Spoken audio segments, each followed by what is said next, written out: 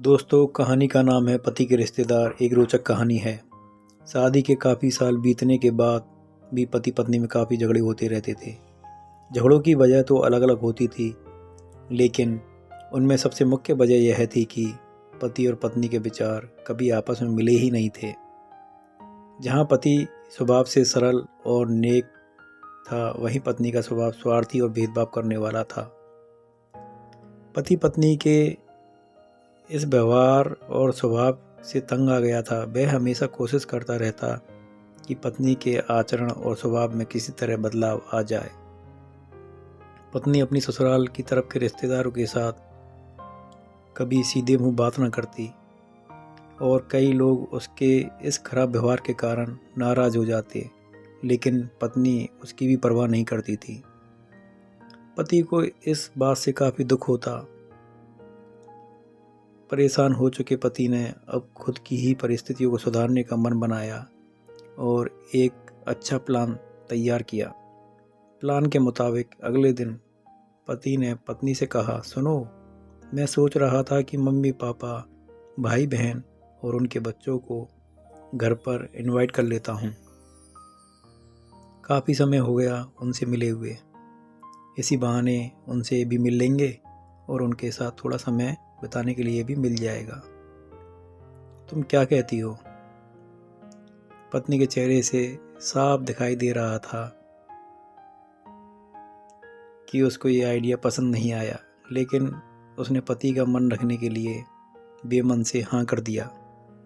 पति खुश हो गया और पत्नी को अगले दिन अच्छा खाना बनाने के लिए बोलकर सभी को फ़ोन करके बड़े प्यार से अपने घर आने के लिए न्योता देने लगा। जब पति फ़ोन पर व्यस्त था तो पत्नी सोच रही थी, ये आदमी बिना अपने फालतू के कामों से बाज नहीं आएगा। क्या ज़रूरत है सबको घर पर बुलाने की? सब मेरे घर पर आएंगे और राजाओं की तरह ऑर्डर करेंगे और मैं दासी की तरह उनकी सेवा करूंगी। नहीं नहीं, मैं ऐसा नहीं होने दूंगी। अच्छा खाना तो क्या, मैं इन्हें सादा खाना भी नसीब नहीं होने दूंगी। देखती हूँ कितनी देर तक टिकते हैं ये लोग मेरे घर पर। अगले दिन सुबह पति काफ़ी खुश था। जब सिर्फ 2 ही घंटे बचे थे सभी मेहमानों के आने के लिए, पति ने अपनी पत्नी से पूछा, अच्छा बताओ तो ज़रा, आज सबको खाने में क्या स्पेशल खिलाने वाली हो? पत्नी मुंह बनाते हुए बोली, स्पेशल खाना क्यों? तुम्हारे माँ बाप, भाई बहन कोई मेहमान थोड़ी ही हैं। उनके लिए कोई स्पेशल खाना नहीं बनाया है। वह भी वही खाएंगे जो हम खाते हैं। आज घर में सिर्फ दाल चावल बना है, क्योंकि और कुछ बनाने के लिए सामान नहीं था। फिर क्या था? पत्नी की बात सुनकर पति गुस्सा हो गया और बोला, तुम कभी नहीं सुधरोगी।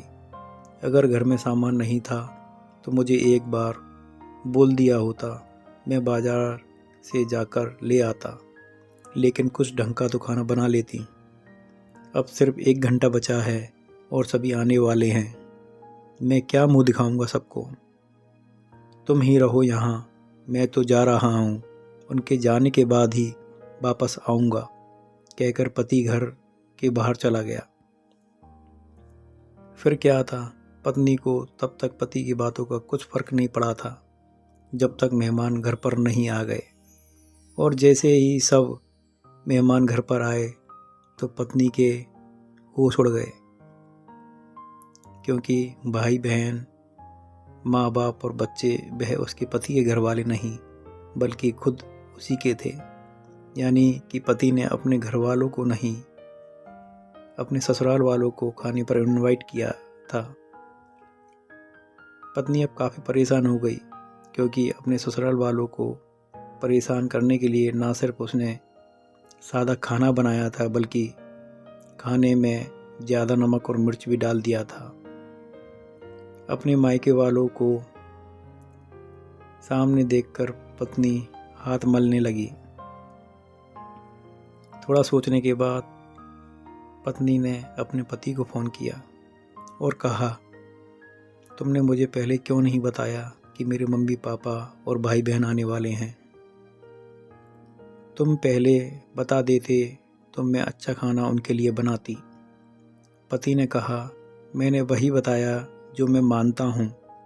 मैंने कभी तुम्हारे परिवार वालों को पराया नहीं समझा और तुमने कभी मेरे परिवार वालों को अपना नहीं माना। और मैं जानता हूँ कि तुमने यह सोचकर कि मेरे मम्मी पापा भाई बहन आने वाले हैं जानबूझकर घटिया खाना बनाया। अब तुमने जो किया उसे तुम खुद ही भुगतो। मुझे पता है कि तुमने मुझे इसलिए फ़ोन किया है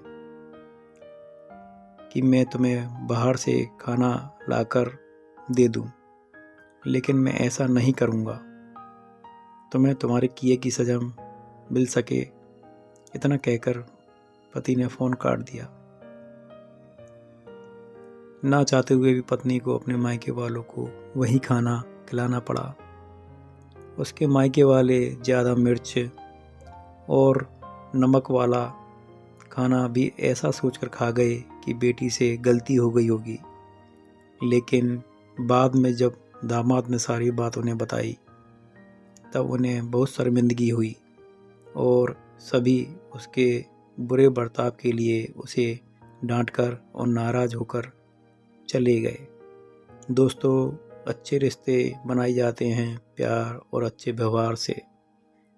दोस्तों, कहानी अच्छी लगी हो तो चैनल को सब्सक्राइब करें, शेयर करें।